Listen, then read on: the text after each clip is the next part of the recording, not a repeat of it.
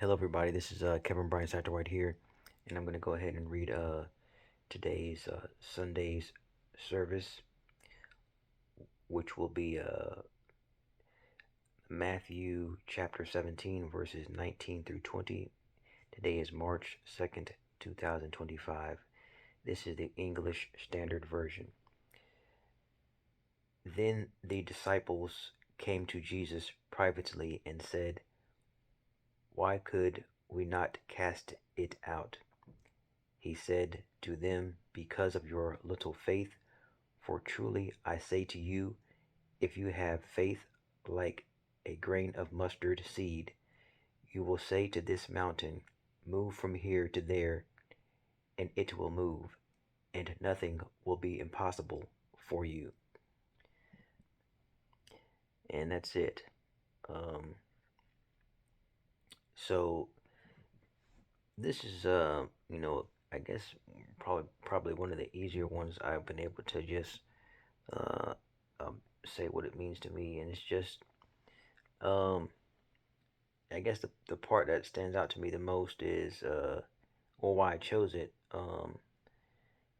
Let's see, because of your little faith, for truly I say to you, if you have faith like a grain of mustard seed, you will say to this mountain, "Move from here to there," and it will move, and nothing will be impossible for you. So yeah, I mean, when I used to clean my room a lot, um,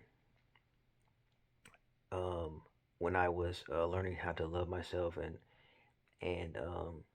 take better care of myself after um years of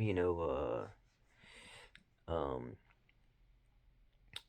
drug addiction, and then also just self-doubt and self-hatred and things like that. um the individual journey that I was going on, that I was on a quest for virtue, to be virtuous, to find, to discover virtuosity and value and worth, and what, and understanding what of my being is null and void, if anything at all. Um, what, as I used to say in high school, I remember I used to say always, cancel that transaction. What transactions that I have going on within my being that I needed to cancel, that weren't, adding up to anything. So, what the best, one of the greatest things you can have on that journey. So yeah, when I used to clean my room, I found this it's like a yellow plastic ball, and inside I guess it was a mustard seed, and that's where I um must have been belonged to my parents or somebody. I don't know. Maybe it belonged to one of my relatives or even my sister. I don't know where the thing came from, but um I think I gave it back.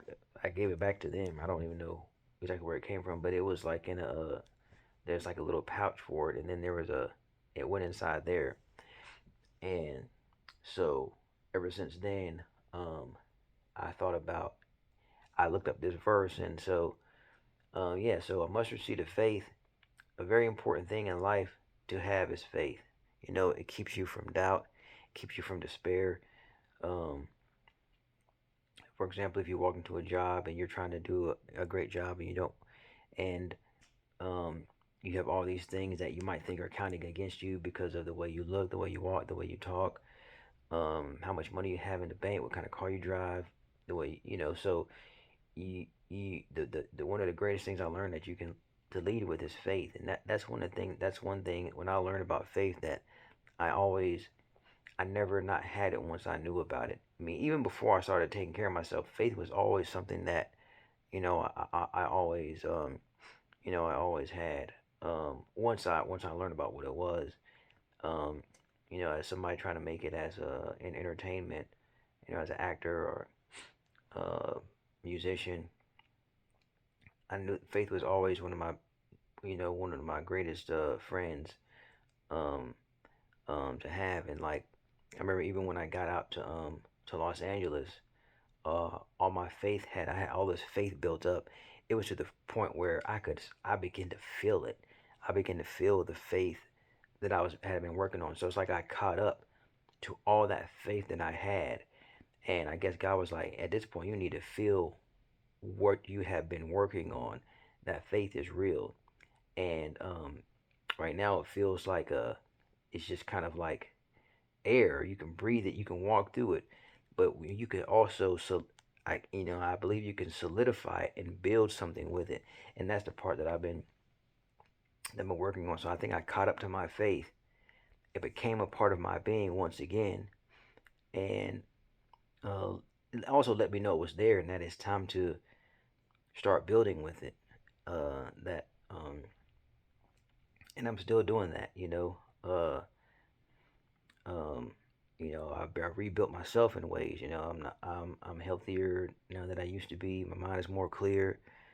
My dreams are more visible. My goals, my ideals, my understanding, and so my relationship with God and the world is a lot better than it used to be. So yeah, that's really when you have faith, I mean the possibilities are endless. And something that I do talk about a lot too is the is it is like if you have an ideal, if you have faith, if you have love, if you have if you care, if you have understanding. I mean, if you care, if you have things like those positive things. It's you have to be careful not to misuse those things. Um and one of the greatest examples I have is when I was working at the when I was working as when I became a night auditor at Candlewood Suites, and I really wanted to be a night auditor, and there was somebody who was working already had that position, and one day I came into work. I think I got there like what was like 3 to 11 or something like that, and then the night auditor got there 11 o'clock. Something happened with his father, and he wasn't able to come to work, and he never returned, and that's when they asked me to take that job. So I worked a double that day, and I had faith that I would have that I would get a be able to be a night auditor, but I would never have faith that somebody's father would be sick, and that it was a learning lesson. I have faith that I would become a night auditor, but I don't want somebody to get sick in the process where he can't. You know what I'm saying? Because he had like 2 or 3 jobs. I mean, I think he was trying to pay for a wedding and this and that, and so and now and then and I guess I mean he may have had to. Who knows if he had to pay for a funeral also? And now he couldn't. So um so you just gotta be careful how you use that faith. So um can you go to Vegas and use it in blackjack or gambling? I'm sure that you could if you have faith, if you're using that money for the right reasons. But like I said, it's just like to be humble, you might not want to have. You always have to have faith, but you just have to be careful. Even in that situation, Kendall Sweet, you have to have faith that gentleman who did not come back to work knows that I did not have faith in his father being sick at all. You know what I'm saying? That's why you understand. So a lot of the time, as I've gotten older, I just ask God, like if I see Duke and Carolina play, I won't necessarily have faith anymore that Carolina wins, even though I'm a Carolina fan. Now I might say, I just have faith. May the best team win, because you never know. You never know what. I mean, the world is a very dynamic place. It's not just about putting a ball in the air and shooting it, and it goes through a hole. I mean, so I just try to have faith now, and may the best may the best team win. Now, compassionately, I might say I'm still a fan of Carolina, and as I'm evolving and growing, I'm leaning more towards being able to say I hope Carolina wins this game. But hope is different than faith. Hope is one thing, faith is another. So I mean, it's about using your words and figuring out how to. It's just that since I don't necessarily know who the best team to win is, maybe Duke needs to win, maybe Carolina needs to win. Um, However, I learned to use hope. So next time I see Duke and Carolina play, um, I will. I guess it'll be best for me. Hopefully, I can still lead with hope, as hoping Carolina will prevail over Duke.